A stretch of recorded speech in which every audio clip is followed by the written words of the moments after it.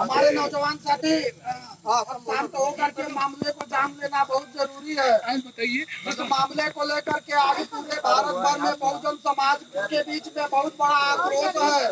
वह कौन है, बहन मनीषा क्या है, हाथरस की घटना को पूरी तरह से जान लेना बेहद जरूरी है।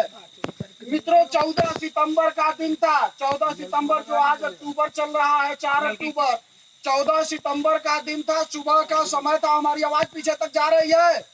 14 सितंबर सुबह का समय था।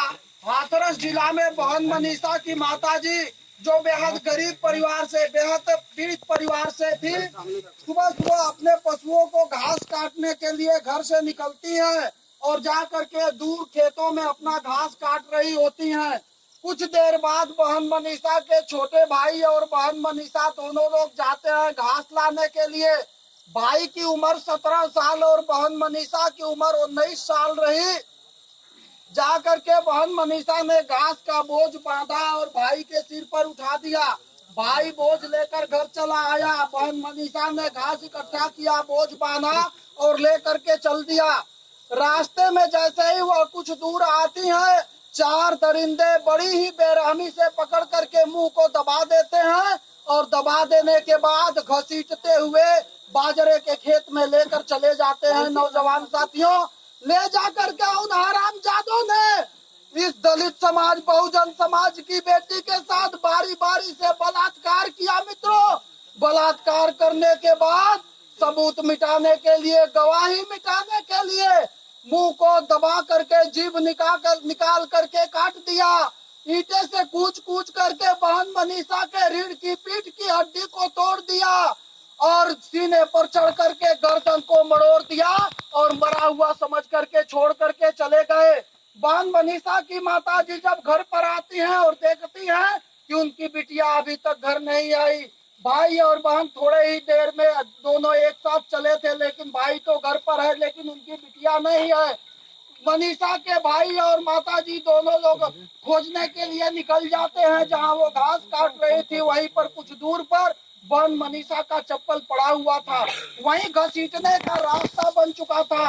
जिस रास्ते से घसीट करके हरामजादे ले गए थे, उस रास्ते से अंदर जाते हैं, देखते हैं बहन मनीषा वहीं मरणासन स्थिति में पड़ी हुई है। हाल बेहाल है। माँ बेटे देख करके बदहाल हो जाते हैं, रोने चिल्लाने लगते हैं। गांव के लोग इकट्ठा होते हैं और वहीं बगल में अलीगढ़ मुस्लिम यूनिवर्सिटी हॉस्पिटल में 14 सितंबर को ले जाकर के एडमिट किया जाता है। मित्रों, कितनी बड़ी लापरवाही रही शासन प्रशासन की। इतनी बड़ी घटना होने के बाद मुस्लिम यूनिवर्सिटी में बहन की हालत में सुधार नहीं हो रहा था। इसके बाद भी 14 दिनों तक उस हॉस्पिटल में उन्हें रहना पड़ा। किसी तरह के इलाज की बेहतर व्यवस्था सरकार के तरफ से नहीं की गई और जब हालत में सुधार नहीं हुआ तो 27 सितंबर को यह कह करके वहां से निकलवाया गया कि भारत के सबसे बड़े हॉस्पिटल एम्स में ले जाकर के भर्ती कराया जाएगा।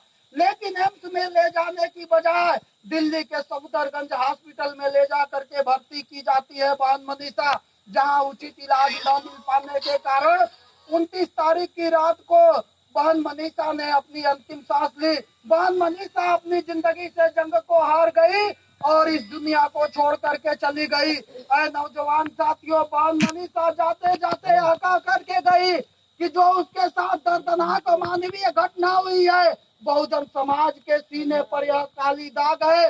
यह उन हर पिताओं के लिए दुख का विषय है जो अपने बिटिया को सुरक्षित देखना चाहते हैं।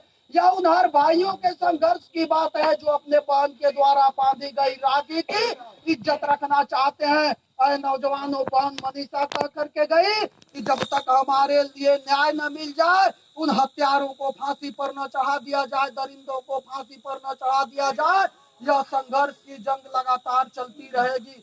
1 तारीख को पुलिस प्रशासन ने सबूत मिटाने के लिए, साक्ष्य मिटाने के लिए, आप सबको पता है, लावारिस लाश को पुलिस जलाती है। लेकिन बहन मनीषा का परिवार है, समाज है, सामाजिक संगठन है, पूरा देश बहन मनीषा के साथ खड़ा है। इसके बाद भी पुलिस ने जबरदस्ती 2 बजे रात को बहन मनीषा की लाश को बेहद दर्दनाक तरीके से जला दिया। जैसे कूड़े का ढेर जलाया जाता है, वैसे ही बहन मनीषा की लाश को रख करके खरपतवार, मिट्टी का तेल छिड़क करके प्रशासन ने जबरदस्ती जला दिया।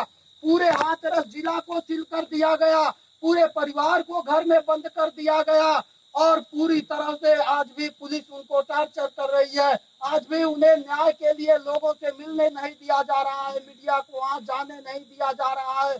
पुलिस तरह तरह के हथकंडे अपना रही है और इस लड़ाई को मित्रों हम सबको मिल करके लड़ना है। जब तक कि बहन मनीषा को उचित न्याय न मिल जाए, जब तक वो दरिंदे फांसी के फंदे तक न चले जाए, वह बहन मनीषा बहुजन समाज की बेटी रही है। मित्रों, कितना बड़ा लापरवाही है इस पुलिस प्रशासन का। आज सरकार कितनी बड़ी बेलगाम हो चुकी है। ये उदाहरण पेश करते हैं, घटना है उसी के तुरंत बाद बलरामपुर में 9 साल की बच्ची के साथ रेप होता है, आजमगढ़ में रेप होता है और सरकार पूरी तरह से अंधी बहरी बनी हुई है।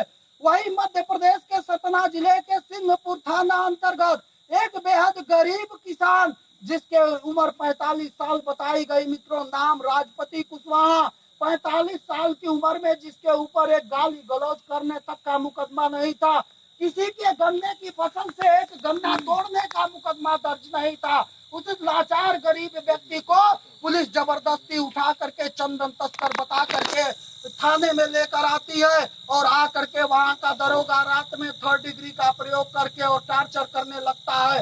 हाथ पर बांध दिया जाता है, थाने में घसीटा जाता है और वह दरोगा जो पूरी तरह से शराब के नशे में चूर था, सर्विस रिवाल्वर पर निकाल करके और सीने पर लगा करके गोली मार देता है, जहां रजापति कुशवाहा की तत्काल मौत हो जाती है। इतनी बड़ी अमानवीय घटना करने पर आज शासन प्रशासन तुला हुआ है, मीडिया उनकी है जो पूरी तरह से चुप है। आज सोशल मीडिया जो हमारे आपके मोबाइल के जरिए सूचना नहीं होती तो हम जान भी नहीं पाते कि हमारे लोगों के ऊपर कितना बड़ा जुल्म अत्याचार हो रहा है। मित्रों, इस तरह से इस जुल्म अत्याचार के खिलाफ बहुजन समाज को एकजुट होकर आवाज उठानी चाहिए।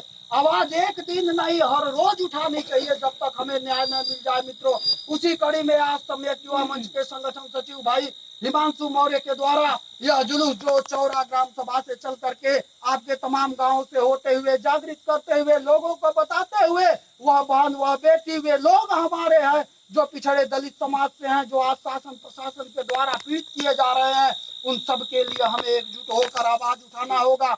इस शोक सभा में हमारे बीच में उपस्थित हैं आपके ग्राम सभा के सम्मानित ग्राम प्रधान पद के प्रत्याशी भाई राम लखन मौर्य जी, पीजी कॉलेज के पूर्व छात्र नेता भाई राम अवतार कुशवाहा जी, तमाम राहुल मौर्य जी, हिमांशु जी और हमारे तमाम नौजवान जो बांध के न्याय के लिए बड़ी ही जो है संघर्ष के साथ आवाज उठाते हुए यहाँ आए। हम सबके प्रति आभार अभिनंदन व्यक्त करते हैं। यह संघर्ष की आवाज बंद नहीं होनी चाहिए। बहन मनीषा सहित उन तमाम पीड़ितों को श्रद्धा सुमन समर्पित करते हुए हम आगे आग्रह करते हैं भैया राम लखन मौर्य जी कम शब्दों में बहन मनीषा को श्रद्धांजलि और तमाम पीड़िताओं को श्रद्धांजलि दें।